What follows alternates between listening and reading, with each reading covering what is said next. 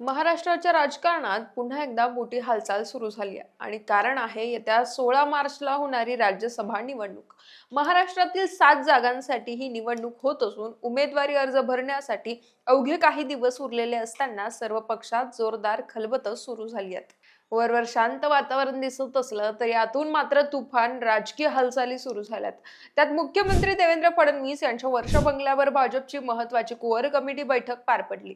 या बैठकीला प्रदेशाध्यक्ष रवींद्र चव्हाण यांच्यासह तब्बल 12 वरिष्ठ नेते उपस्थित होते। सुरुवातीला 4 उमेदवारांची नावं जवळपास निश्चित झाल्याची चर्चा होती, मात्र प्रत्यक्षात दिल्लीतील पक्षश्रेष्ठींकडे तब्बल 25 जणांची यादी पाठवली जाणार असल्याची माहिती समोर आली आणि इथे सगळं राजकीय चित्र रंजक बनलं।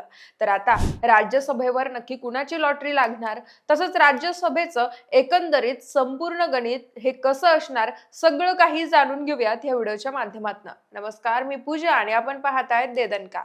गेल्या 2-3 दिवसांपासून रामदास आठवले आणि विनोद तावडे यांची नावं जवळपास निश्चित मानली जात होती। त्याचबरोबर विजय रहाटकर यांचंही नाव चर्चेत होतं, पण ऐन बैठकीत अचानक रावसाहेब दानवे आणि भागवत कराड यांची नावं पुढे आली आणि सगळं समीकरण ढवळून निघालं। पक्षश्रेष्ठींकडे पाठवण्यात येणाऱ्या 25 जणांच्या संभाव्य यादीत भंडारी, मिलिंद कांबळे, कुणाल पाटील, भारती पवार, दिलीप कांबळे, अमर साबळे, प्रीतम मुंडे आणि डॉक्टर संगीता पुसाटे यांचा समावेश असल्याची चर्चा आहे। तर प्रत्येक निवडणुकीप्रमाणे यंदाही माधव भंडारी यांचं नाव जोरात पुढे आलंय। भाजपच्या निष्ठावंत नेत्यांपैकी एक म्हणून त्यांच्याकडे पाहिलं जातं, त्यामुळे यंदा तरी त्यांना संधी मिळणार का हा मोठा प्रश्नच आहे। तर आता राज्यसभेचं गणित नेमकं काय आहे ते समजून घेऊ। महाराष्ट्र विधानसभेत एकूण 288 जागा आहेत, मात्र अजित पवार आणि शिवाजी कर्डिले यांच्या 2 जागा रिक्त असल्यानं 286 आमदार मतदान करणार आहेत। राज्यसभा निवडणुकीत एका उमेदवाराला जिंकण्यासाठी 36 मतांचा कोटा लागतो,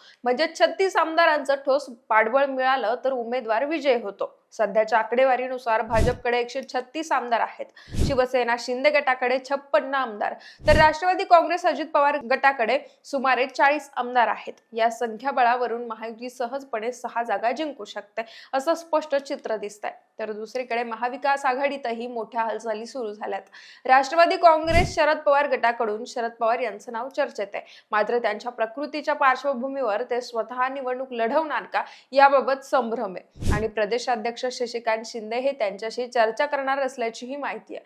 तर ठाकरे गटाकडून आदित्य ठाकरे हे स्पष्टपणे आग्रही आहेत की शिवसेनेला किमान एक तरी जागा मिळालीच पाहिजे।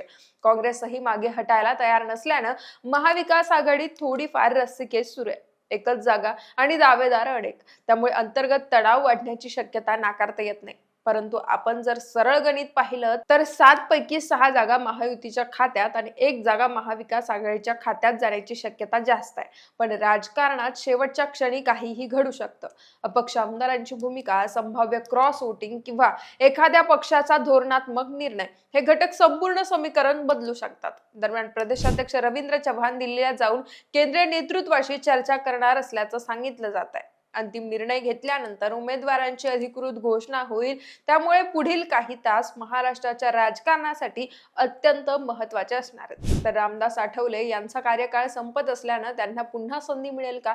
भाजप निष्ठावंत नेत्यांवर भर देणार का, की सामाजिक आणि प्रादेशिक समतोल साधण्यावर अधिक लक्ष केंद्रित करणार, हे पाहणं आता महत्त्वाचं ठरणार आहे। तर हा संपूर्ण व्हिडिओ तुम्हाला आवडला असेल तर लाईक करा, शेअर करा आणि अशा सविस्तर राजकीय विश्लेषणासाठी देदनका चॅनलला सबस्क्राईब करायला विसरू नका।